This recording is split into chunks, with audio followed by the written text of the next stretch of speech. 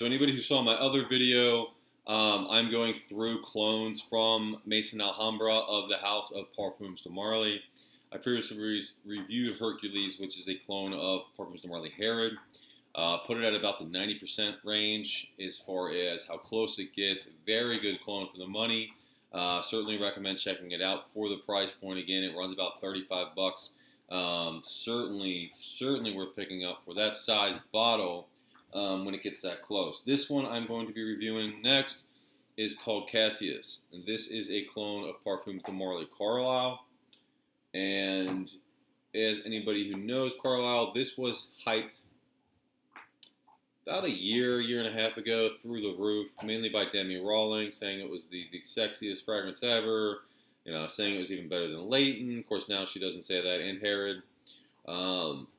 Of course, we found out she obviously had some bias there, as her boyfriend's parents apparently owned the company in Initio.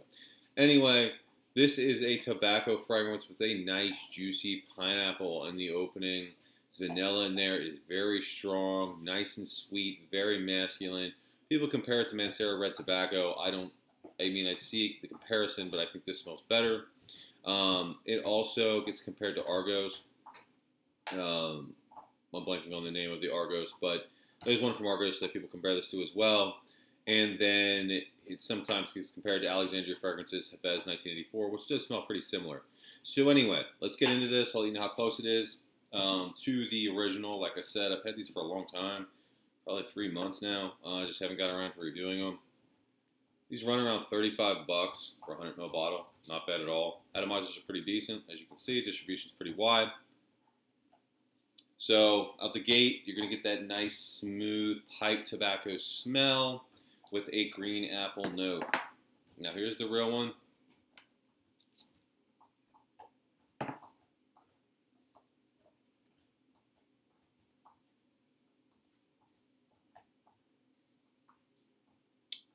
Again, just like Hercules, very close.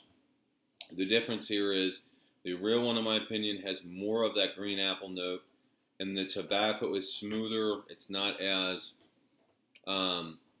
rough around the edges, but they are very close. Carlisle seems to be a hard Parfums de Marly to clone.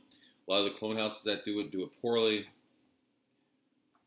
And this is probably one of the best, definitely one of the best clones of it that I've smelled. Again, $35 for 100 mils, not bad at all. This does not last as long as the real Carlisle, but it does perform great. I get about 8 hours. The real Carlisle lasts on me all day. It's like Sauvage Elixir. And again, it's not as, you don't get a juicy opening, as juicy of an opening from the green apple. And the tobacco is a little rough around the edges. But it smells of quality still. It smells smooth. It does not smell cheap. It does not smell like there's a huge alcohol blast in the opening. And for the money, this is hard to beat. Again, people are sleeping on these. The Masion Alhambra line of Parfums de Marly. Anybody who saw my Leighton review, I touched on the Leighton clone. They have one of pretty much everything. They even have one of Pegasus Exclusive, which I will be doing a review on as well, now that I have the real one.